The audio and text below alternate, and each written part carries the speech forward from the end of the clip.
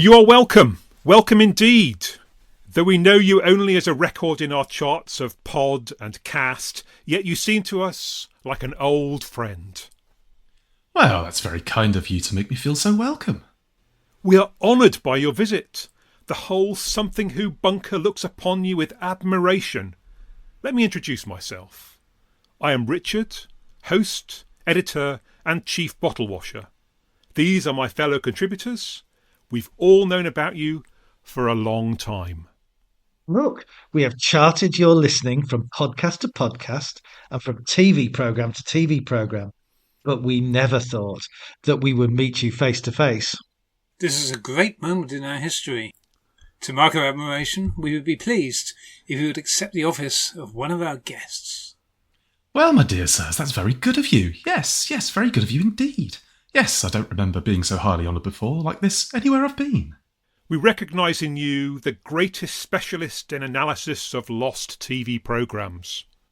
You have taken this arcane branch of learning far beyond our elementary dabblings. Oh, come, my dear sirs. I know that you've been very responsible for a vast body of prattling on and comparing things, and at the same time, I always imagined a gathering existed of great intelligence in this bunker.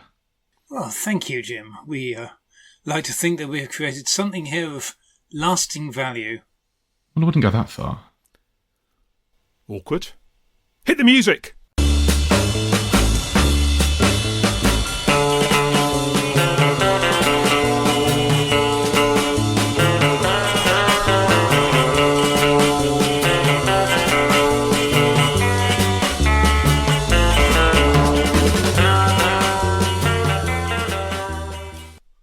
I don't think I've ever said the word dabblings out loud. It was very exciting. Check that off the bucket list. Brilliant. Welcome to the podcast where we take something old, a Doctor Who story from the original series, compare it with something new, one from the new series, and add something borrowed, that sketch, to make Something Who. Hello, I'm Richard, and we're back with Something Who podcast episode 113, where this time we're looking at two stories about exploitation. Initially we'll look at missing First Doctor adventure and recent animation, The Savages from Season 3, and later on we'll examine 10th Doctor outing New Earth from Series 2. And with me to decide whether these stories give you a bit of a boost or just leave you feeling wiped out, we have a fine panel of superior beings. Starting with science and astronomy writer and the person who proposed our format, it's Giles. Good evening. How's things, Giles? Oh, okay, yes, yeah, a little bit less chaotic than they were last time. Last time we were all gathered here to record. Yes, well, it didn't help, however, in the meantime, that I postponed us for a couple of weeks due to poor organisation on my part, but maybe that means that we're fully prepared in advance of this. Who knows? It's going to happen. And next we have Lego enthusiast and long-time fan. We can't keep him away. It's Rick. Yes, I am back. And what a pair of stories. I'm really looking forward to this one. Excellent. And finally, we cornered him in the bar at Riverside Studios. We wouldn't take no for an answer. It's vintage TV enthusiast Jim Trenowden. Hello, Jim. Hello, thank you for having me. Lovely to be here. Excellent. Yeah, well, you're here for our youth audience, being several decades younger than me, at least. I'll take that. So, I thought we might just have a quick chat about the latest series of Doctor Who. So just to put this in time, we're recording on a Tuesday after the Easter holiday. We've had 2 episodes of Doctor Who so far. Mm-hmm. And I just caught up with those first 2 episodes yesterday on the bank holiday with my daughter. And personally, I found it a game of two halves. Neither of us could make much head or tail of the Robot Revolution, but I couldn't get enough of Lux. So that was my thought. For what it's worth, I've managed to watch both of them, at least on, if not quite on transmission. Yeah, I tend to be. I stick it out until it's been on BBC One at least, and then catch up on iPlayer after that. Old school. I'm old school, exactly. I'm old fashioned that way, but I can't quite organise myself to actually be in front of the telly at the precise moment. But yeah, I've really enjoyed both of them, I have to say. I think Belinda's a breath of fresh air, and compared to the somewhat uncertain tone, like or or offbeat tones at the start of last season, I really liked it. I'm two for two, so far as I'm concerned. Excellent. Yeah, I'd agree with that. I only watched Lux about an hour ago, so it's very fresh in my head. But yeah, I think compared to last season, I'm a lot happier with these two. Certainly no, say, space babies so far. So. And you're right, I think Belinda's been great so far. Yeah. Yeah, I'm going to sing the praises of Belinda as well. Just an amazingly quick impact, positive Mm. impact in those first two episodes. I mean, the Robot Revolution was one of the faster paced Doctor Who's I can remember, and that I suspect is my only reservation of that. And I've watched that twice, and the second time I watched it, it was only about 15 minutes long, and that's how fast it went. And looks, the premise just makes me wince, and the actual episode itself showed me how wrong I can be about preconceptions. I thought it was really well executed, and I think all the scenes around the theatre itself were really good. I may need to take a second pass at the meta room of Doctor Who fans, but Robot Revolution improved with its second viewing, and I suspect Lux will as well. I think I came into it less well prepared than for any season since, probably the 70s when I didn't really know what was coming up. And that was quite exciting in a way. I hadn't really looked at trailers, I hadn't flicked through the previews in DWM. So, I quite enjoyed coming to it fairly unspoiled. And Lux in particular, I think I enjoyed probably more than anything since the Villa Diodati one. Yeah, I mean, I didn't hate the Robot Revolution, but my reservation about that, I guess, was I felt there was an awful lot that was where people were talking on screen about stuff that was happening rather than seeing, which was sort of one of the things I'd moaned about in previous seasons. Whereas I felt like in Lux you sort of saw what you needed to see on screen, so I liked that aspect of it. I suspect in a different season a few years ago, the Robot Revolution might have been a slightly weak opener, but actually, in the current context, I thought it was quite comparatively strong. Actually, Yeah, Yeah, it did feel quite Smith and Jonesy, sort of like yeah, yeah. I mean, no, and that's not damning with faint praise. Just like it reminded me of a good a good RTD season opener, whereas this one felt I think because it had to do the double duty of introducing the companion as well, it felt like there was a bit more meat to it than perhaps one of these ones. Obviously, last year, we had Space Babies, and it didn't have to do the introducing of Ruby because that was already taken care of. true. Yeah, in some ways, I prefer. Well, we may come on to that. Well, not not, but given that we're given that we're going to be talking about New Earth, is that possibly it's a rare example, certainly for RTD, of not actually having to really reboot the series in the opener.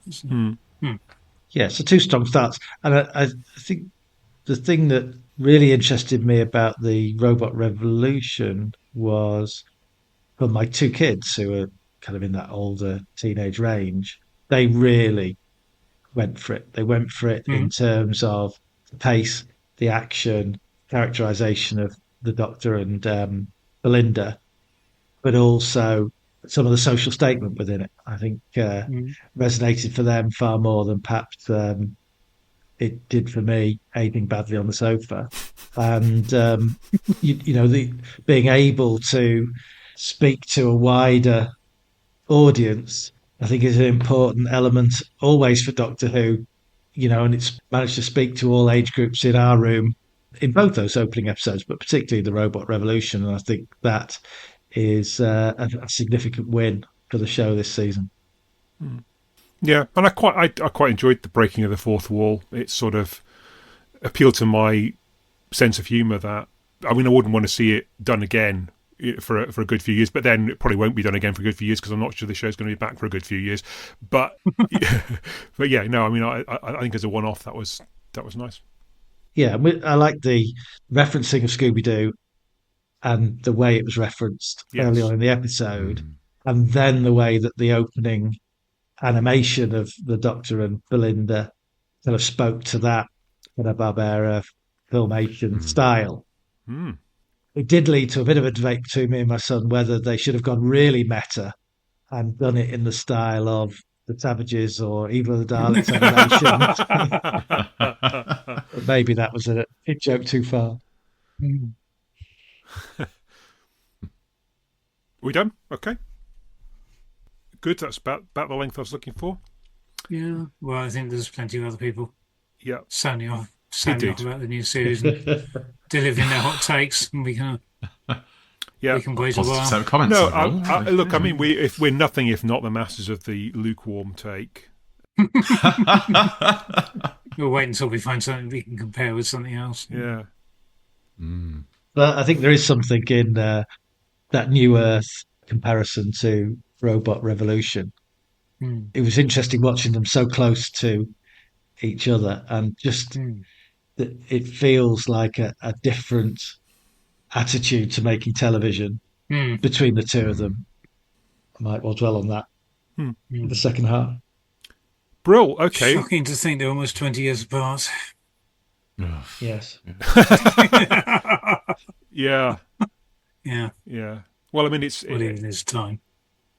I mean, on the one hand, it's scary enough to think that it's 50 years since I remember watching a series in its entirety. I mean, I watched season 11, but I couldn't say I remember every story from that broadcast, but I absolutely remember Tom Baker's first season 50 years ago. So that's a bit of a shock. But I agree with you. Somehow, I know that's a long time ago. Whereas, yeah, to think that series 2 was 19 years ago is a bit crazy. Okay, let's get on to the first of our two stories then, The Savages, written by Ian Stewart Black and directed by Christopher Barry. Well, look, I mean, obviously I didn't watch this one on its original broadcast because I wasn't born. And there aren't too many Doctor Who stories we can say that about, but this is one of those. I watched this time. Well, so actually, look, here's a break from tradition. This is the first time I've ever seen it. I've never watched a reconstruction until this point. I'd never listened to the soundtrack. So this was one of those rare examples of a new Doctor Who experience for me. I watched the new reconstruction because I felt like I would probably get more out of that than the animation. Although I did later watch episode 1 of the animation just to get a sense of what that was like as well. I did have the soundtrack CD, so I'm relatively familiar with it from that. I kind of knew the story beats and things like that. I would have had the novelization. I can't remember whether I ever read it. I don't think I got it. It didn't draw me in. Sort of late-ish, wasn't it? It was. Well, Ian Stewart Black did all of his. Didn't exactly draw me in. I remember being very taken with the War Machines novelization, but that one. So I think I remained ignorant of it until I had the CD soundtrack, and then yeah, I've done this in multiple. I feel like I've seen the Savages enough now for a good few years. I watched the animation prior to our postponed recording, and then I thought, okay, I'll jam the brakes on, and I usually like to have it relatively fresh in my mind. So I actually came back and then watched I thought, oh, just for a change, I'll actually do the reconstruction. Because I was watching the fantastic supporting documentary. Yeah. And seeing all of these stills and things and all the telesnaps and stuff, I thought I'd actually quite like to see this in the context because it feels like visually it's quite an interesting. I'd like to have that idea of how close it is to get something that feels as close to the reality of it as you can get as well. Yeah, so I've had quite a lot of Savages. Who's next? Definitely the audio CD of the soundtrack for me. And it's one of my favourite listens. I find it really easy listening. It's something I can stick on in the car. It chit chats away to me. I can follow what's going on easily, and I find I get a lot of pleasure from the story. And then it's done. It's you compare it to things like the Massacre, Reign of Terror before that got animated. They're really difficult listens. You have to sit yourself in a room and really focus on what's being said. The Savages is just a pleasant listen. So when we were prepping for this, that's where I started Hmm. in my car listening to the soundtrack and kind of went into the animation feeling that was one of the less necessary animations and kind of stealing the fact that I enjoyed the audio version so much. But you know, the animation does what it says on the tin. It allows you to think of the story in a slightly different way, and Hmm. as we all know, that is a Blu-ray jam packed with great extras as well. Yeah. Yeah, so I had the novelisation. I don't have a huge amount of it, but perfectly pleasant. And then, yeah, soundtrack CD, as you say. But then the loose cannon reconstruction, actually, I watched quite a few times over the years. So actually, this notion that it's a somehow slippery or forgotten story doesn't, on a personal level, doesn't quite ring true. I feel very familiar with the Savages, actually. And as you said, Rick, quite comfortable listening in some regards. It's not too chewy. There's some nice themes, but it's nothing too challenging. It zips along at 4 episodes. I've always quite enjoyed it.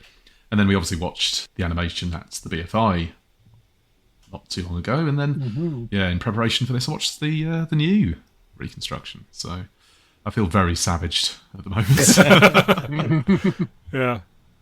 Yeah, and I mean, I'd say I felt like it was pretty familiar in the sense that although I'd never listened or watched it before, I mean, I've been reading synopses of it since the late 70s, and hearing people talk about it in various different ways and so on. So I mean, it's been coming at me in kind of sort of odd ways. I've seen, I guess, the 8mm clips.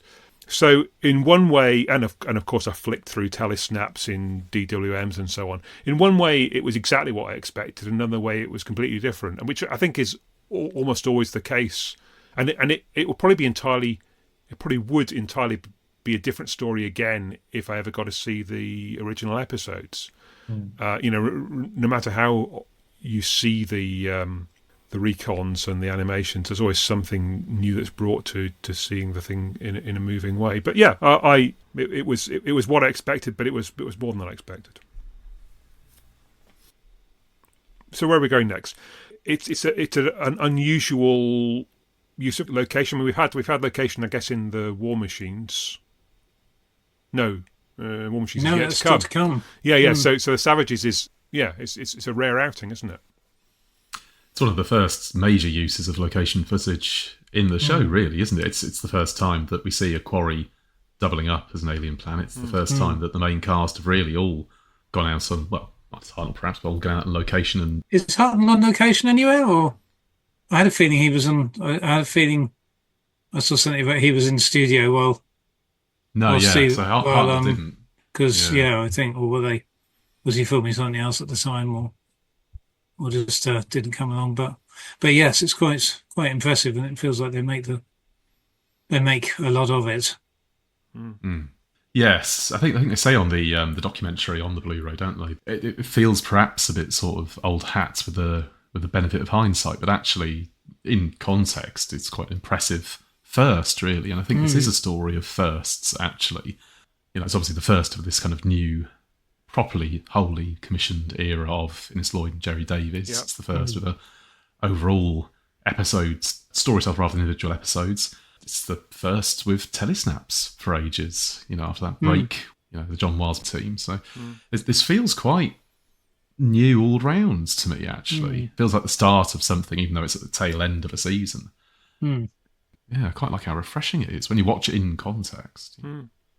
My son and I are watching or listening, depending on the story, to the Hartnell era from start.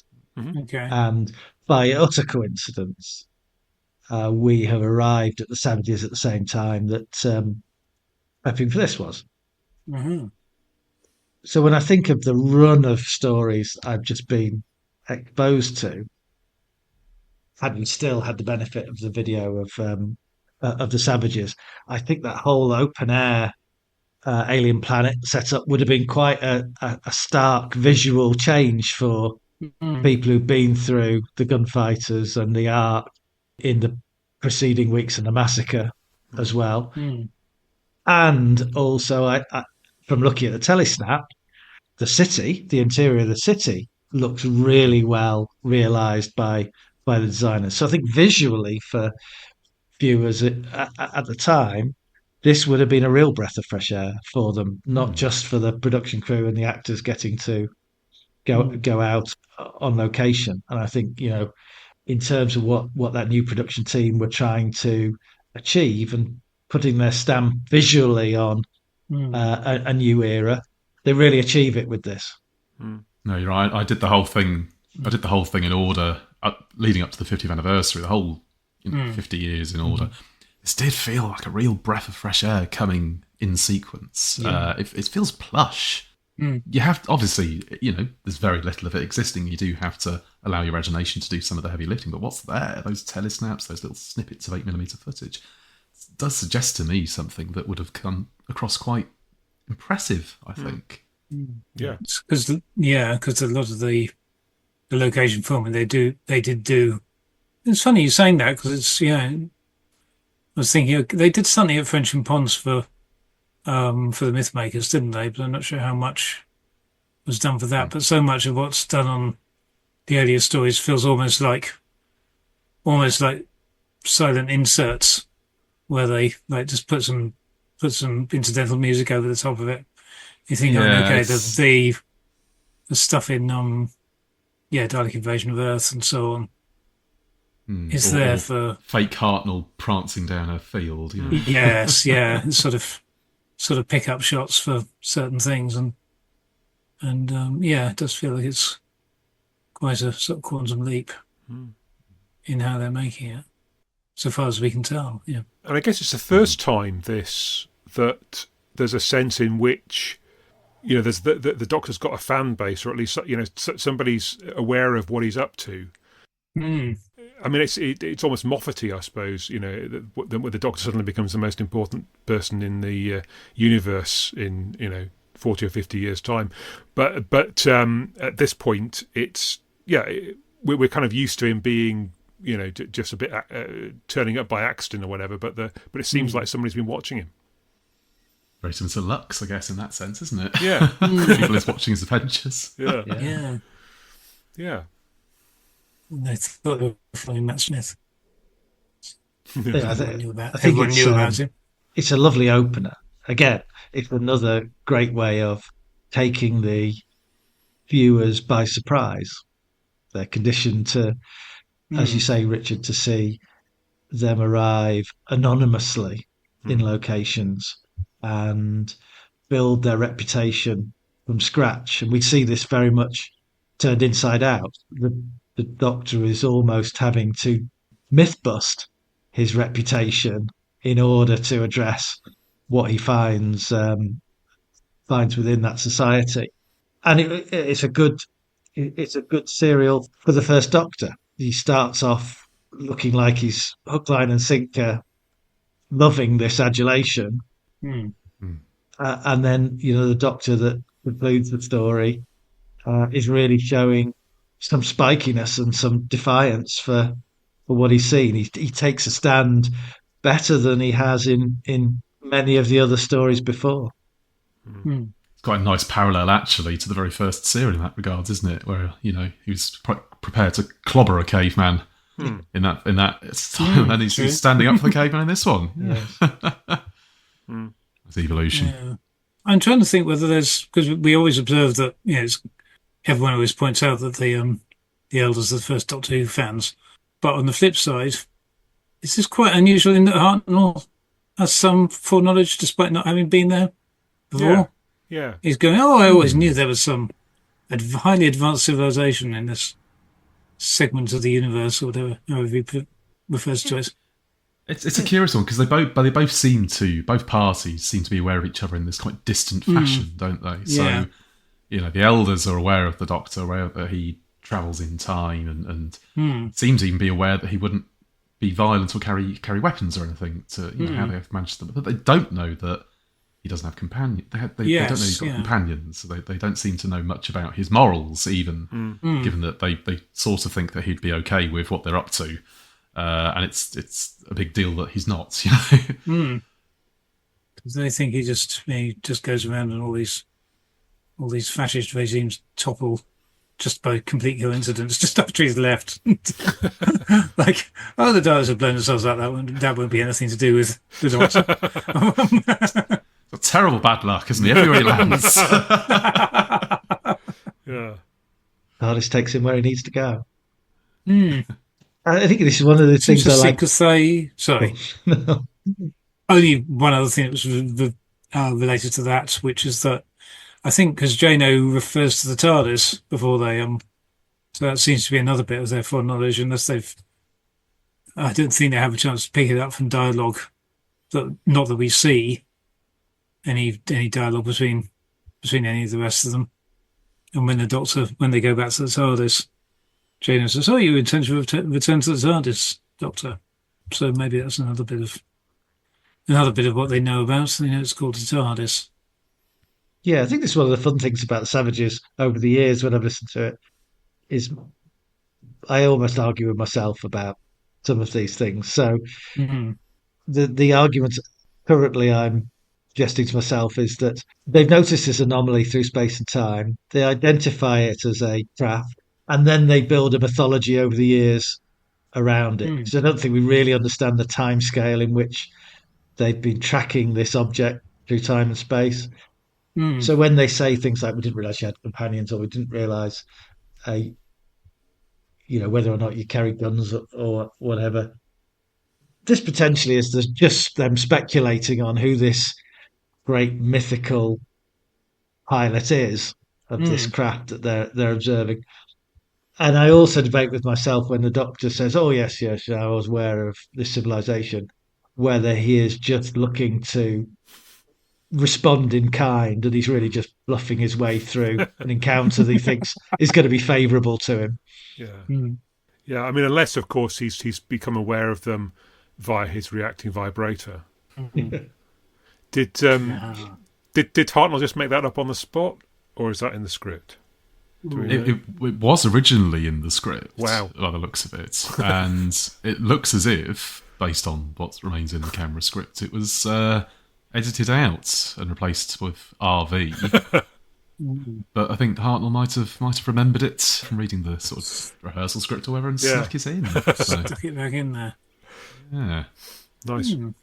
I'd like to know. It's one of those things where I'd like to know what their star map thing, if we actually see it, if that had any bells and whistles, like the thing they're using to track, because it's a nice piece of design work.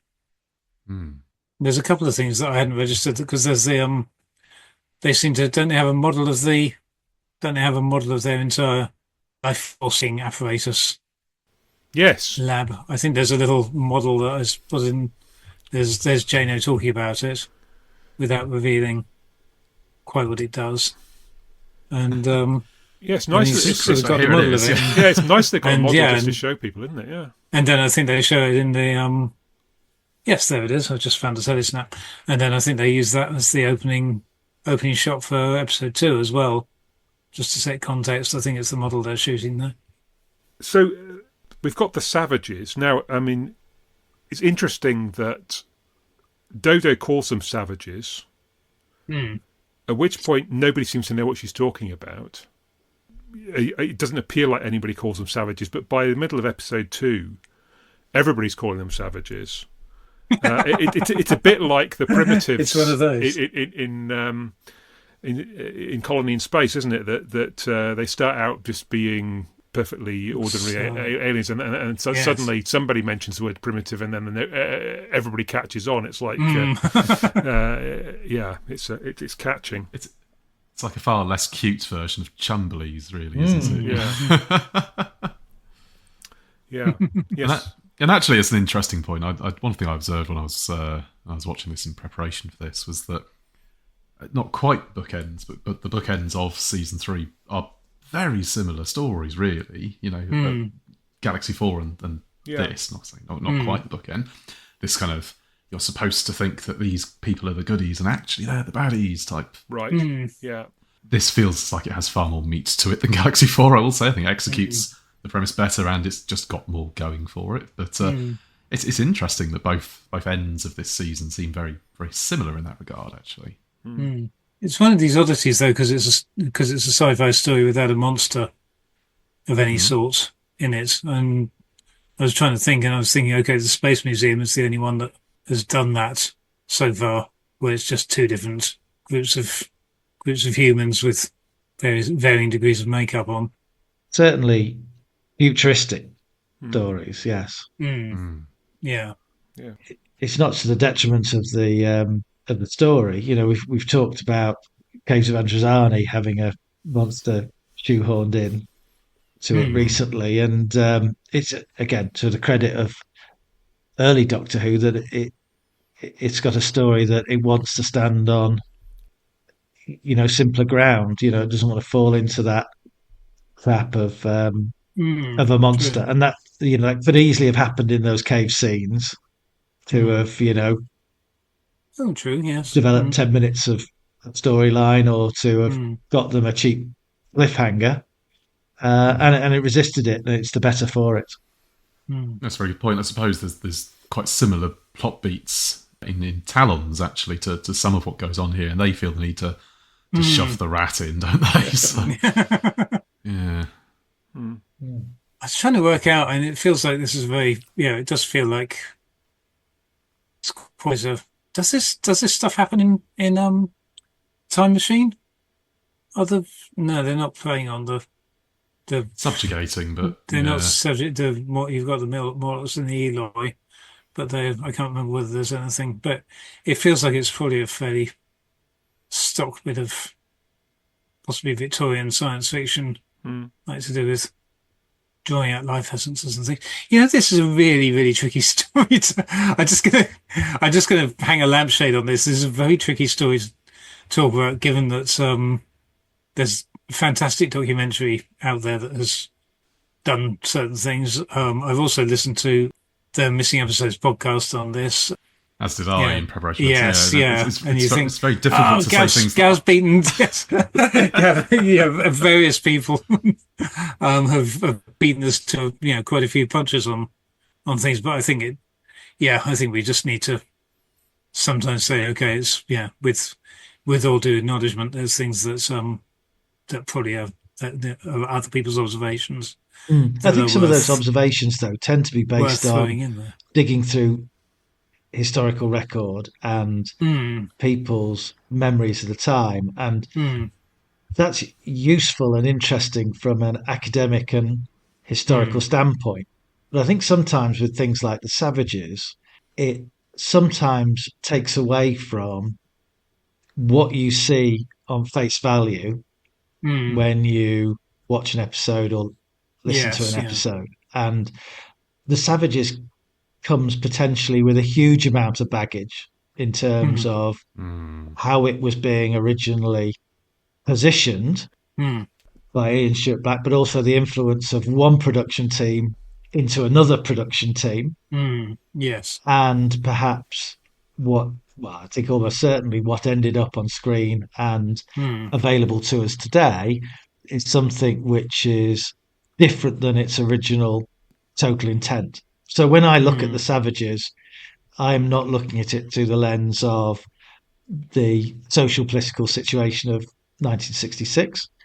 I am not looking at it with a preconception or a judgment in terms of the appearance of the characters on screen. I've got some inconclusive telesnaps if I want to go down that line. So really I'm looking at, well, what is the story that they're trying to tell? And I see it very much as a splitting of a society, one of which has the technological advantages that often translate into intellectual superiority, even if that isn't true.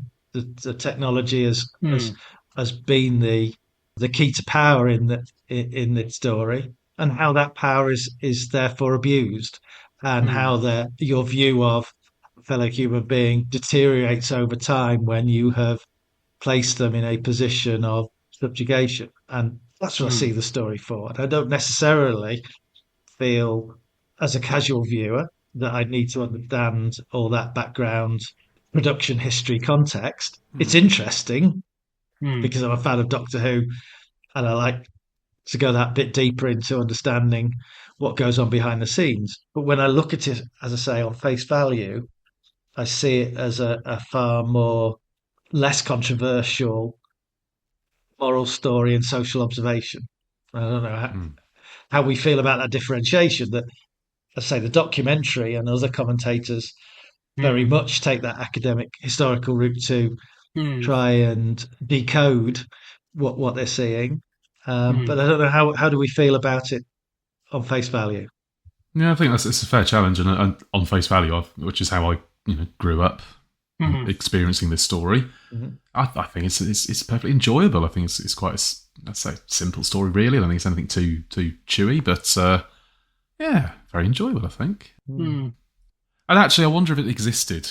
I mean, I think it would have a higher reputation than it does if it existed. I think people would like this story, but would it also be less controversial? I thought half of what this curiosity about this story is what's going on with the elders' faces, right? And we've got some inconclusive telesnaps, some inconclusive sort of photos, press photos. But if we could see it, would we just have a better idea of there being gold or whatever it is, silver? Which is what I'll be honest. I think that probably is what's going on. I think it's probably something along the lines of what they were going for with Day of the Daleks a few years later on, that kind of sheen rather than anything more sinister. Yeah. And I think the only thing that even calls that into question is the working title, really. Without that context, would we even be questioning this?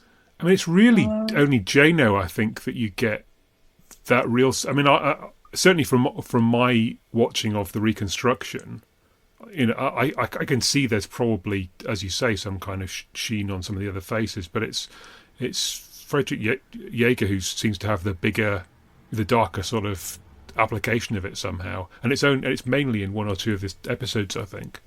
So yeah, generally, I think it's barely discernible, but there are some telesnaps where he in particular looks to have a darker complexion.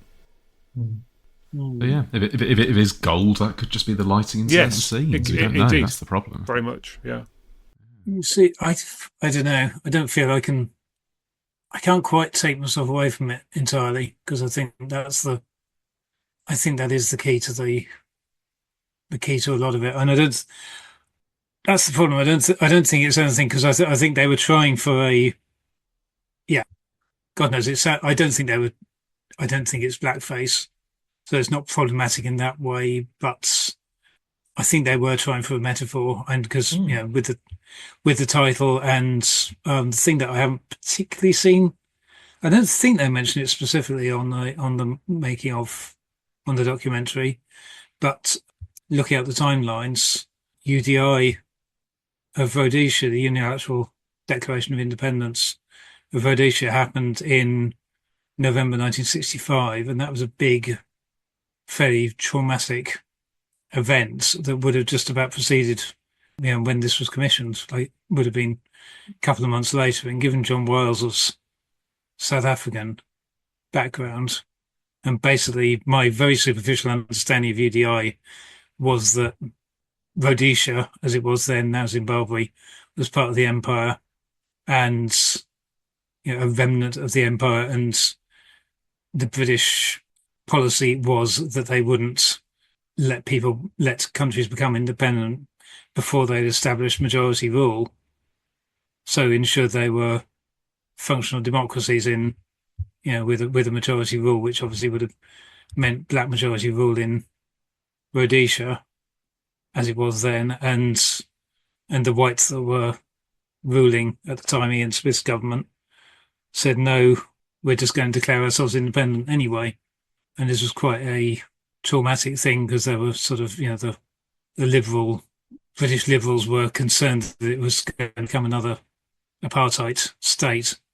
And obviously it didn't, so So I think it was a big deal at the time, that, and so I think it's possibly, and given that you've got these mentions of like a free state and things like that, just little throwaway lines in there and so on. So I think they're trying for a I think they're trying for a race exploitation metaphor, and I think it's meant with the best will in the world. I think they're thinking, okay, well, why don't we just turn it on its head?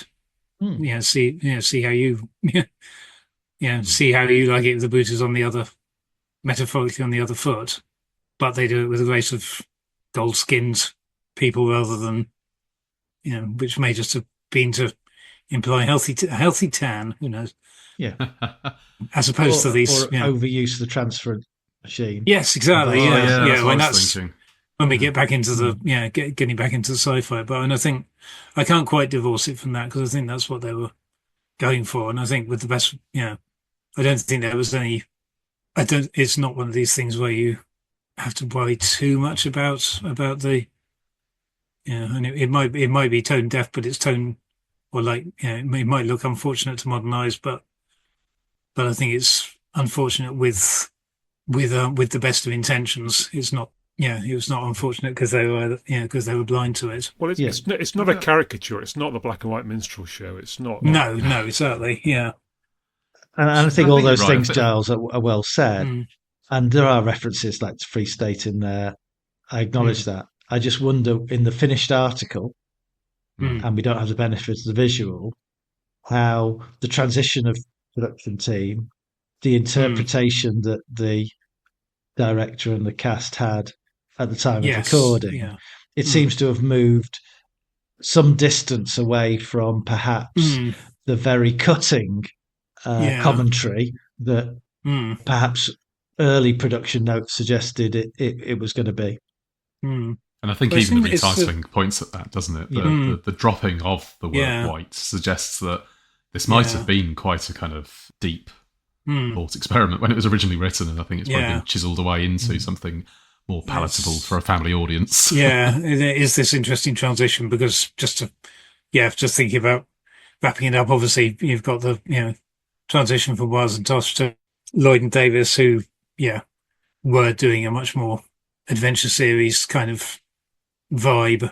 They were going for, like, their historicals basically become pastiches of well-known historical novels and things like that, and also Ian Stuart Black himself being someone who came from that.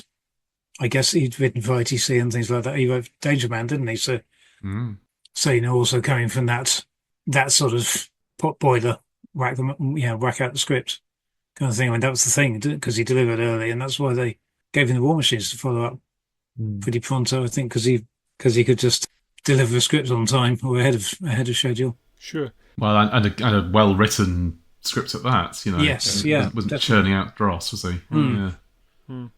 While we're talking about faces, what's going on with Chal?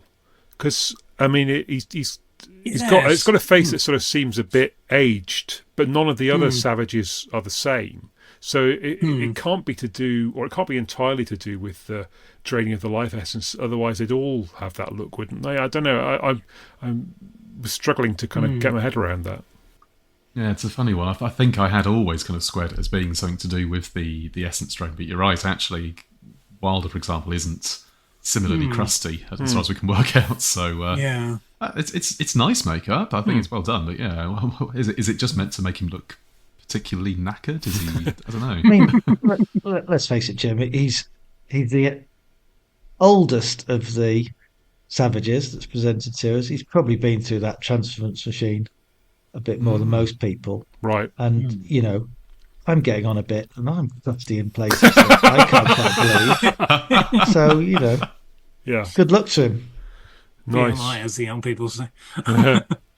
The one thing I liked in episode 1 was the workplace grumbling. You've got several of the elders, or whatever we're calling the people who probably aren't elders, but they're in that city, operating the machinery. But they, nobody's doing a decent job. It's all a bit kind of, they're putting in a shift, but not really with any great enthusiasm. which accords with some of my workplace experience. I'll say not necessarily all of it. It's interesting because, and that's one thing that I felt that it gets slightly mixed up on. I'm not entirely sure. Some of the time, I almost think, okay, would that improve it? But I don't want to do that thing of like criticizing it for something it's not trying to be.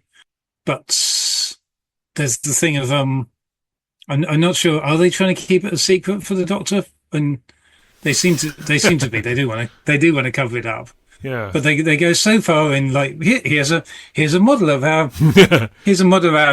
energy transference center, let's call it. And yes, you need a very high form of life to make that work, and all of that. And then it's slightly mixed messages about whether they are just so amoral that they're quite happy to talk about this stuff and treat it as, well, it's not a dark secret. It would almost be more interesting if they did that, and then they're sort of trying to cover it up from Dodo when she wanders off. Yeah. Well, yeah. It's an interesting one, isn't it? Because presumably everyone in the city's in on it, right? They all know what's going on. And they don't seem to get guests very often. So, why have they got this big secret setup? Yeah. Yeah, I mean, it's a little bit unclear, isn't it? I mean, Avon and Flower in particular, they sort of seem to be naive, but they also seem to know a bit about it. So it's not quite clear how much. They know enough. They know not to ask particular questions. They're being willfully blind, perhaps. Yeah. Yes, that's again another one of those arguments I've had with myself over the years. Is this a society that's complicit to exactly what's going on?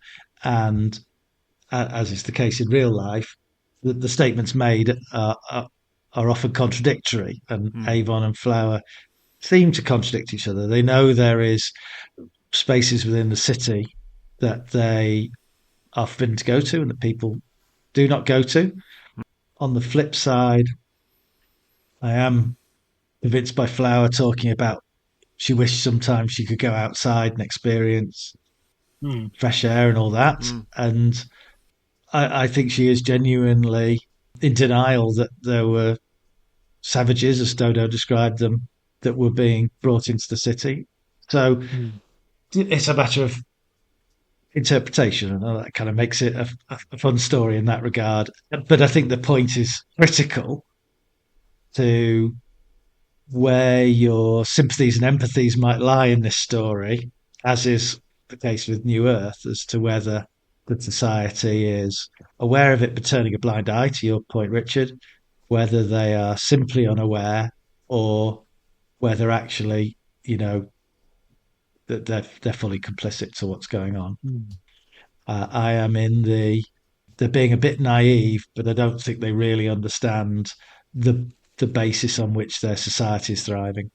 It's an interesting one, actually. I'm trying to think now you've said that. Is there an excuse given why they can't leave the city? What do they think is outside? Are they aware of the savages, or is it just that it's forbidden? I think it's positioned in a different way to them, which is, why would you want to go anywhere else when this society provides everything you need? Unlike other situations where the outside is perhaps positioned as wholly inhospitable. This is what I was wondering about, like the enemy of the world, perhaps. Had they spun a sort of tale about how awful outside was? Yeah. I mean, it feels kind of a similar size of setup to the enemy of the world. Given that there's one transference machine, it feels like there can't be thousands and thousands of people in the city, or at least they're not all getting the benefit of it anyway. If they are, yeah. I mean, maybe they dilute the juice, and and most of them just get a very weak version of it. But genuinely, the elders get a bit more. Who knows? Yeah, and the other undeniable thing is how many people are complicit. So the guards are complicit, the engineers for the transfer machine are complicit, the elders are complicit. So it's not a small circle of people who are in on the secret, but nevertheless, Avon and Flower are presented deliberately, I think, to suggests that the everyday folk of the city may not be aware. Hmm. I presume they find out because they quite like their sinister fate or their lack of what we find out, what we know about them. And last we see of them is them getting zapped by a light gun, isn't it? Yes. By one of the guards. Yes, which is a shame because I think if they had been brought into those final scenes and that encounter with the savages and that sense that nothing was ever going to be the same again for them, their response and their reaction as the kind of the perspective of the every person would have been a nice, Yes, I think, perspective at that at the end of the story. Yeah.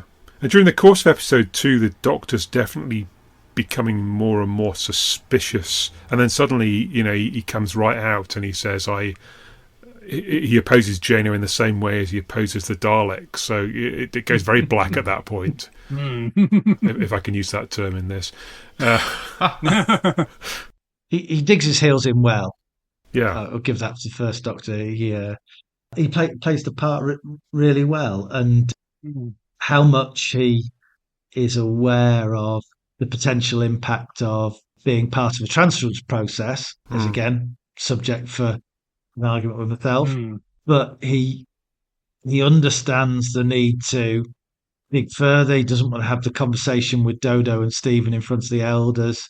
He gets them outside the city where they're able to, as a team of three, talk about it and decide what their next steps are going to be.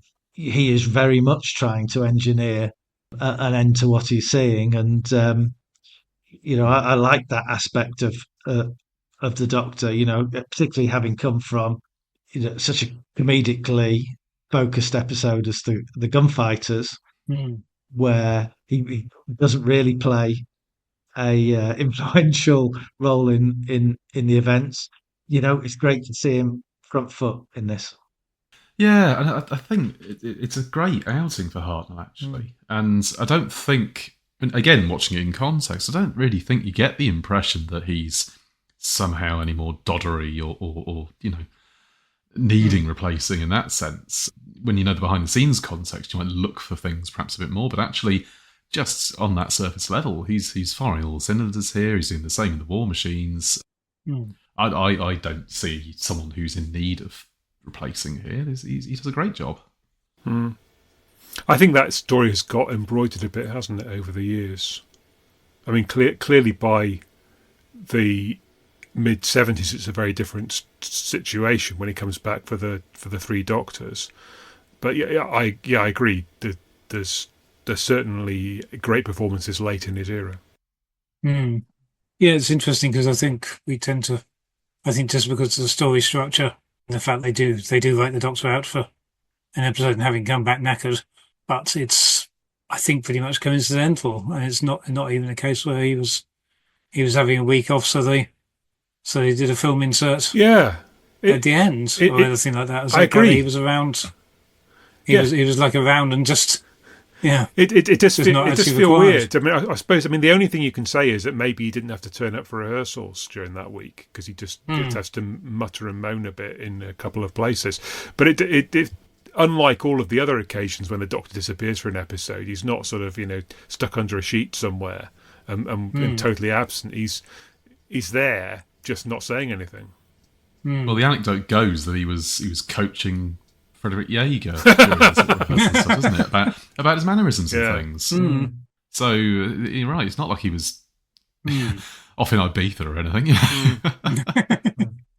There are really three scenes that I would love to have recovered for me on video. There is the transference scenes themselves, just to see from a special effects point of view how they went about portraying that. And one of the others is Jano's physical performance of the Doctor coming to the fore. It sounds great. I've heard people have a bit of a pop at it, but I really enjoy it as an audio performance.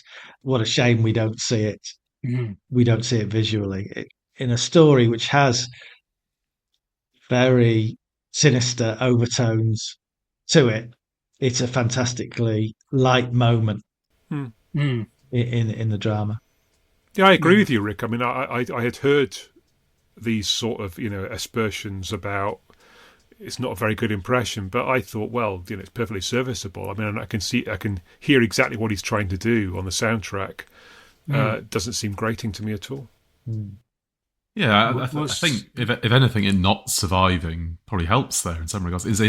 If this were an audio drama, you would exaggerate some of the vocal quirks, wouldn't you? True. Yeah. The sort of hums and pitching up the voice and all that sort of stuff. So it helps visualize it in some regards. Yeah.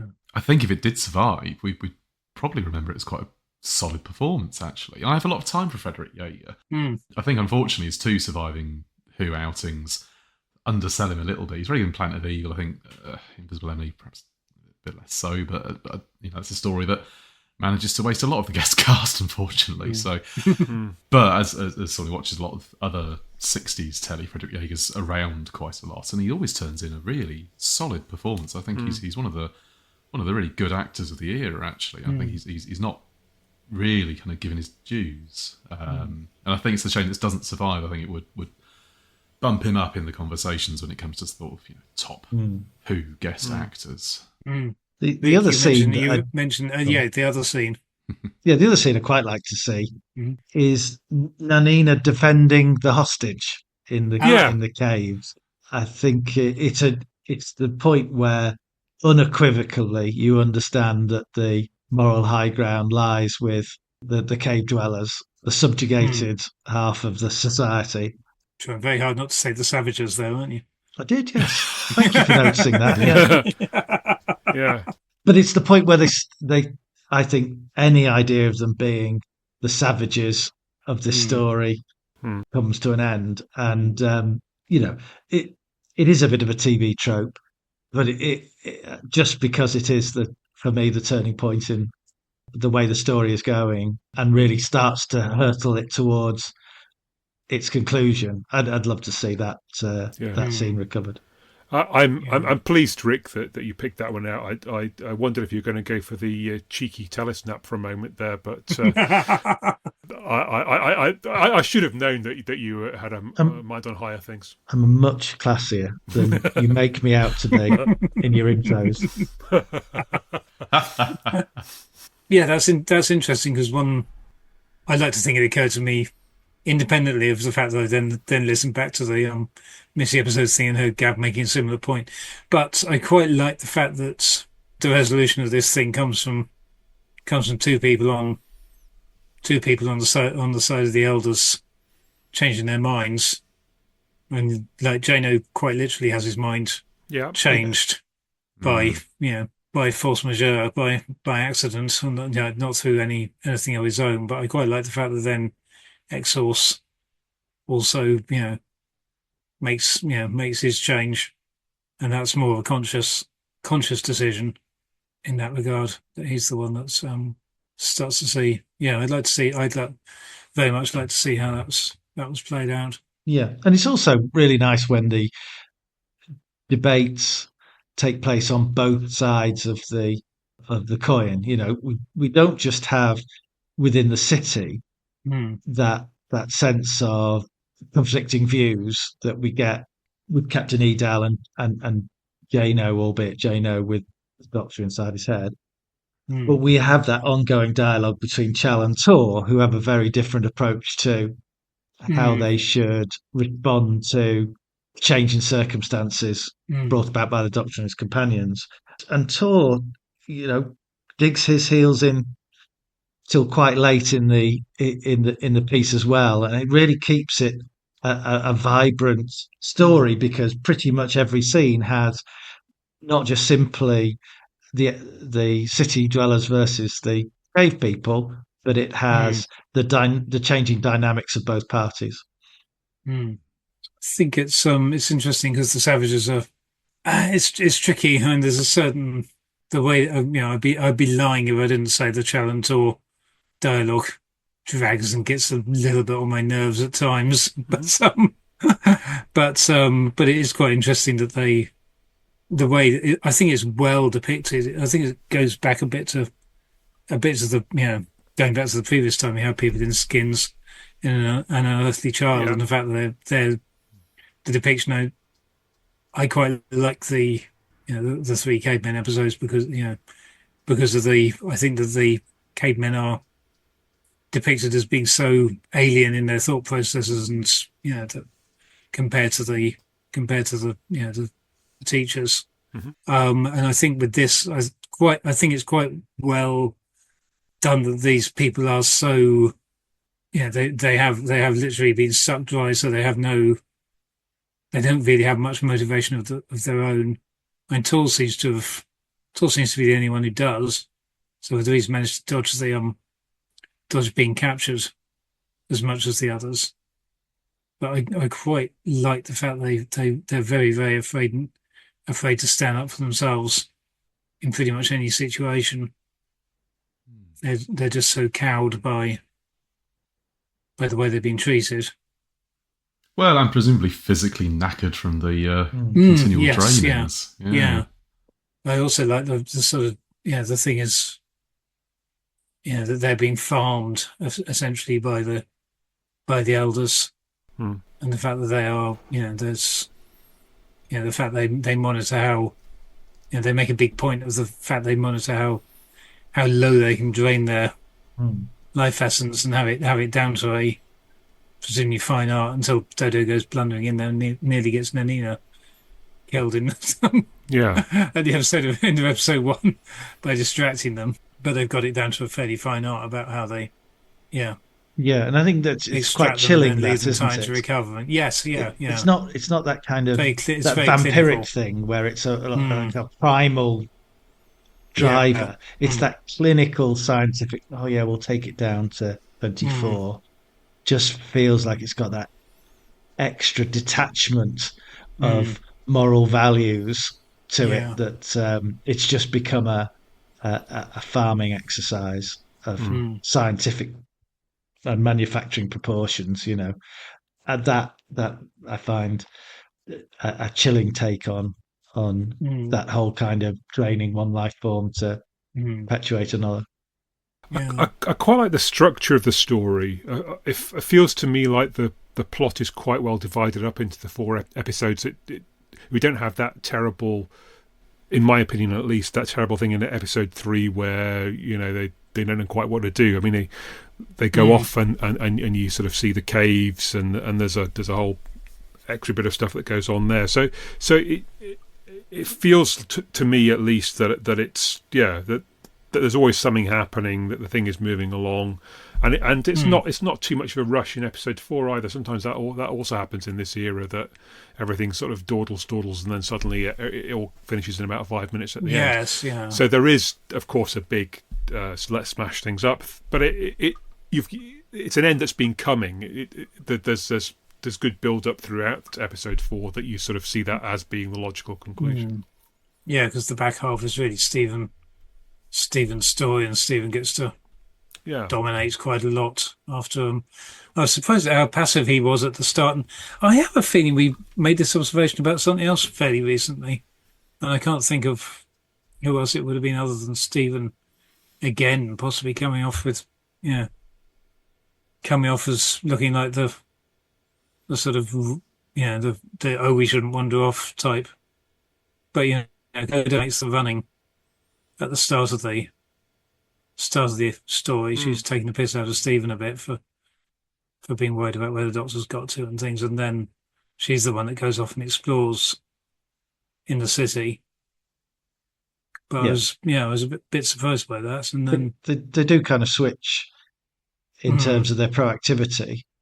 Yeah, Dodo asks all the right questions at the start, goes off snooping, and Stephen, perhaps because that's a man's job, becomes the all-action hero with the light gun. Yeah, in the latter episodes. But in fairness, Dodo plays her part in the savaging of the machine at the end. And, yes, they could have turned it off or blown it up, but physically clubbing it out of existence seemed to be totally fitting for the story and a really Yeah. satisfying conclusion. Mm. But I think in terms of Stephen and Dodo, and it's effectively both their last stories. I Yeah. Mm. think we can pretty much discount that of the war games, war machines. Stephen, I don't know, where do we feel that fits in the excused exiting Doctor Who scale? I, With At, perhaps at, at, Leela being quite yeah. close to the top.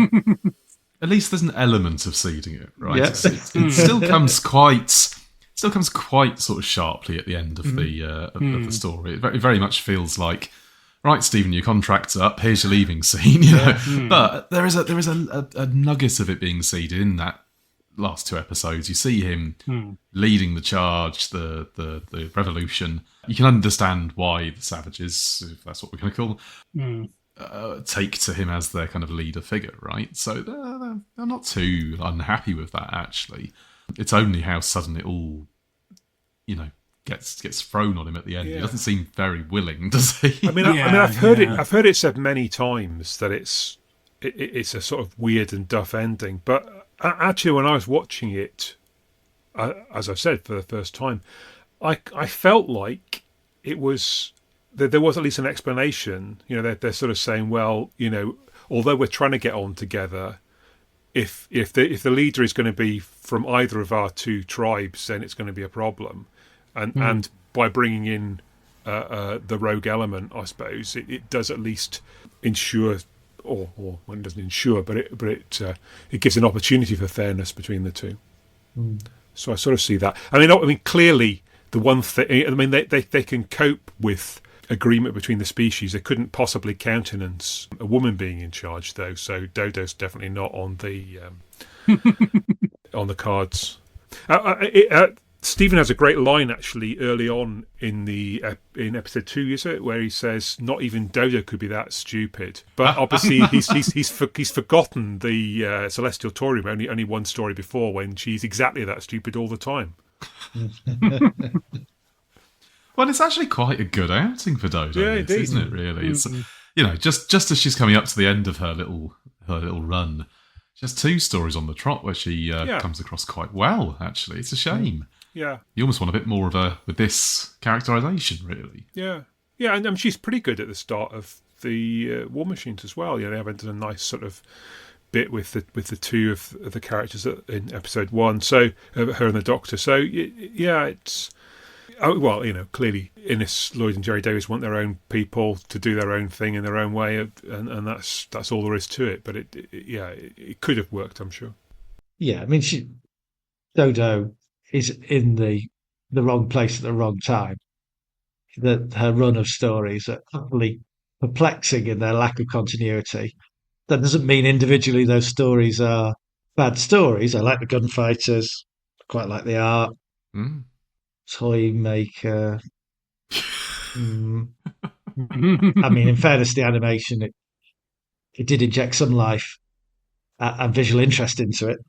But God, how unlucky! How unlucky! When you think how stable that show had been for the core cast up until really Dalek Master Plan, she lucked out totally. Yeah, Jane. I mean, I was thinking about that. However, I mean, given the precarious life of an actor, Peter Purvis got about a year's worth. Jackie Lane got a bit less, but I mean, it compared with the very likely chance of someone else being cast in the role, they did quite well. It's one of those things where I suppose once you've made it up to the summit of being a recurring character, you sort of feel like you deserve a continued existence. And I suppose this just brings it home that it is a very insecure profession, particularly with this run of producers in this era. One thing I'd like to talk about is the Savages came to me relatively late in life, as we said earlier, through the audio CD. So the idea of that TV trope of one group of people draining the life of another to enhance themselves, eternal youth, immortality, etc., was something I've seen played out lots and lots and lots. And So I'm pretty sure one of my first reactions to Savages was, "Oh yeah, the transference machine. Yeah, this is his old hat." But rewind to 1966, excluding the kind of vampire parallels, it actually probably was quite fresh to that audience. They hadn't seen, episodes of Star Trek or Star Trek animated series, which does Mm. a women draining men folk tale. Yeah. I've been watching a show called The Fantastic Voyage on Rewind, which is on at the moment. I remember Yes. it very fondly when I was about 6 years old. I'm reliving it slightly less fondly at the moment. But their second episode involves a far-flung civilization that is subjugating people within their city.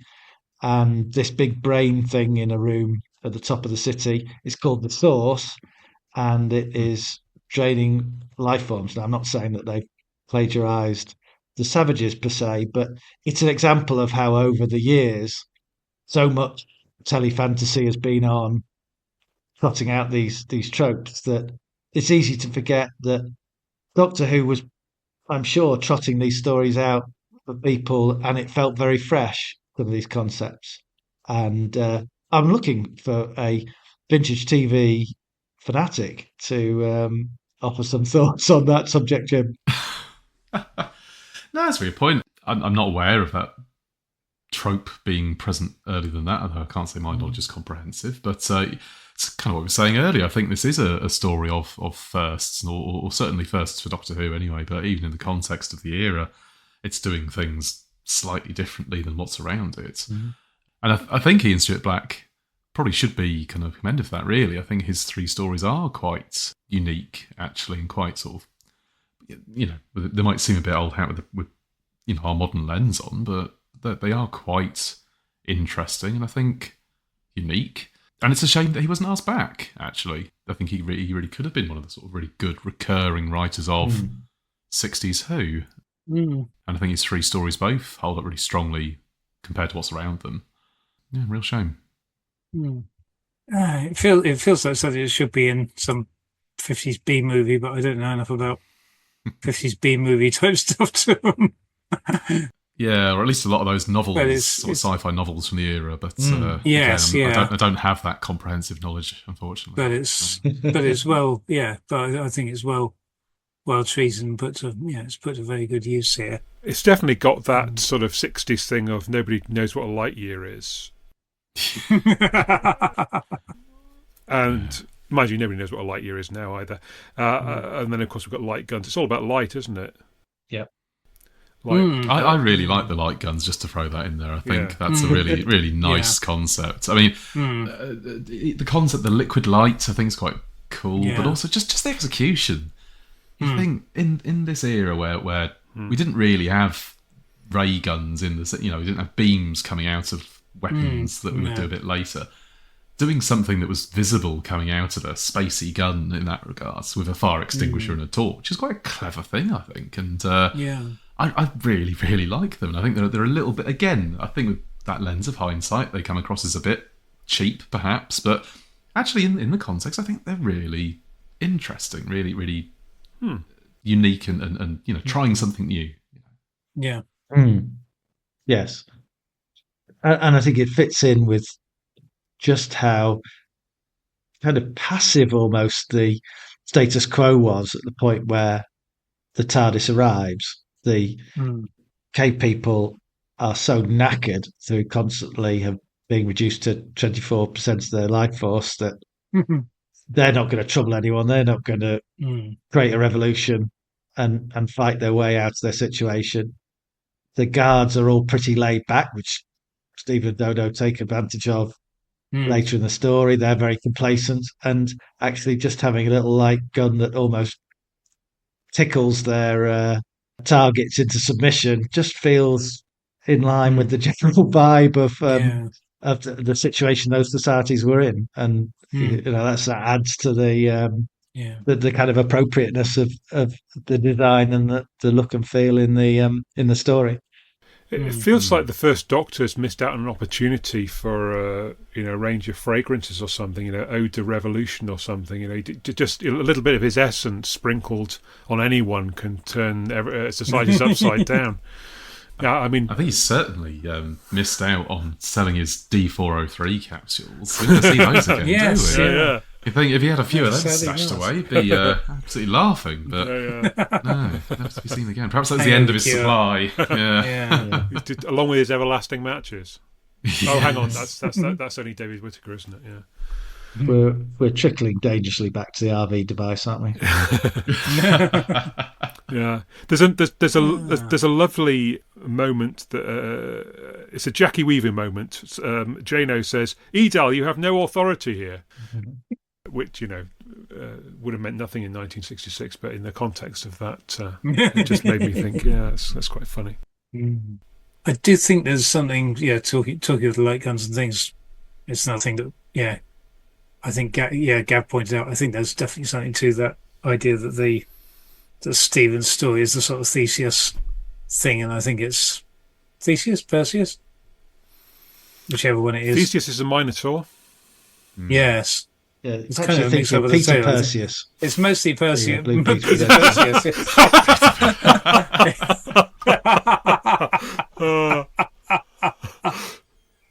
And now I'm thinking of Clash of the Titans and mixing it up with Kroll, but that was the other one from Blue Peter, wasn't it?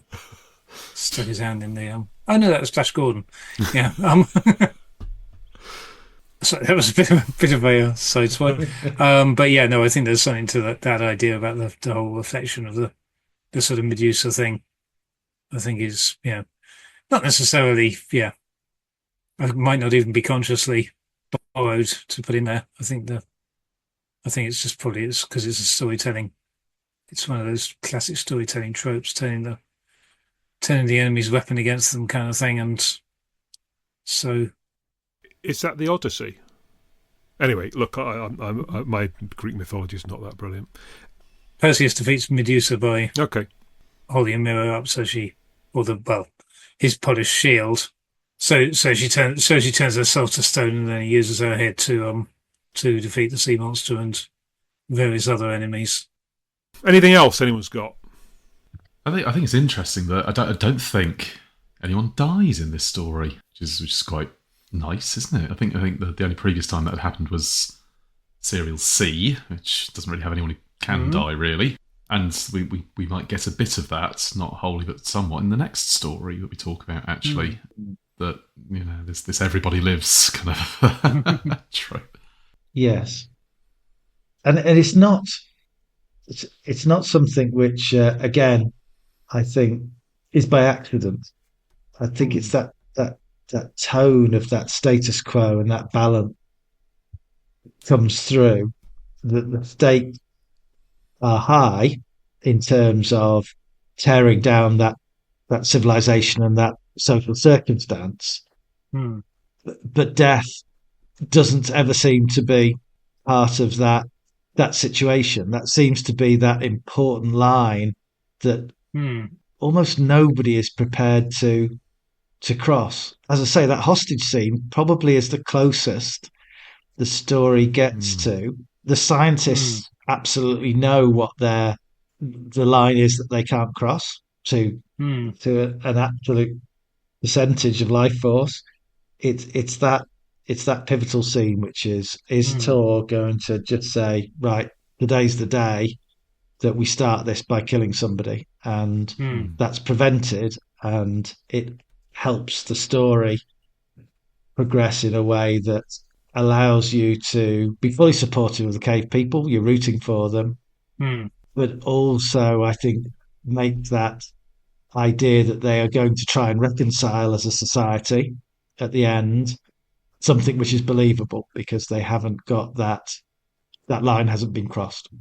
I think, it was only this time watching it through that I realised Edel isn't killed at the end.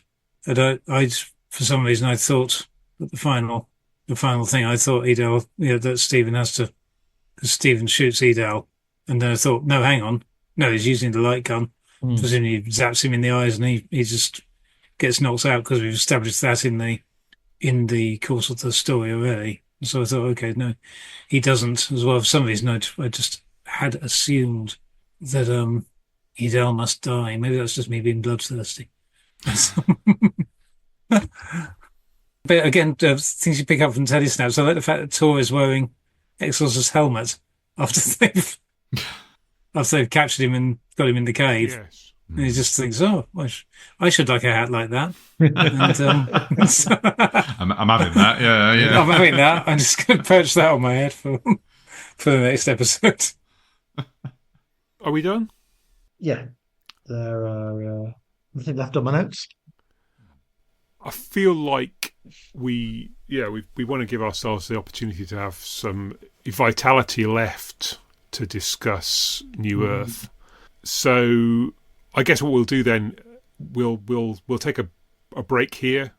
In podcast land, we'll be leaving you now, and you'll hear the other half later. But for us, just a few minutes, and we'll be back and have a crack at New Earth.